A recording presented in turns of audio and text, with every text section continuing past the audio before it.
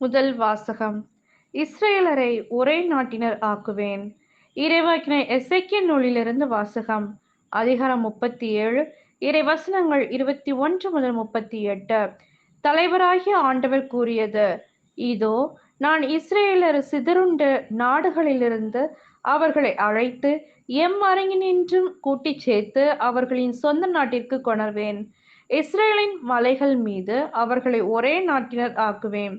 அவர்கள் எல்லாருக்கும் ஒரே அரசன் இருப்பான். அவர்கள் இனிமேல் ஒருபோதும் இரு நாடுகளாகவோ இரு அரசுகளாகவோ பிரிந்திரார். அவர்கள் இனிமேல் ஒருபோதும் தங்கள் தெய்வ சிலைகளாலோ இழிந்த அருவருப்பான பொருட்களாலோ தங்கள் வேறெந்த குற்றங்களாலோ தங்களை தீட்டுப்படுத்திக் கொள்ள மாட்டார்கள். ஏனெனில் அவர்கள் பாவம் செய்த எல்லா குடியிருப்புகளிலிருந்தும் அவர்களை நான் மீட்டு தூய்மையாக்குவேன். அவர்கள் எனக்கு மக்களாயிருப்பர், நான் அவர்களுக்கு கடவுளாயிருப்பேன். என் ஊழியன் தாவீது அவர்களுக்கு அரசனாயிருப்பான்.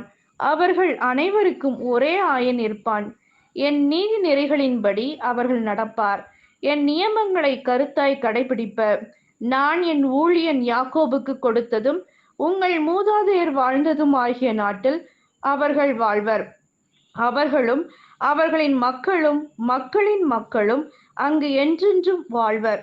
என் ஊழியன் தாவீது என்றென்றும் அவர்களின் தலைவனாயிருப்பான்.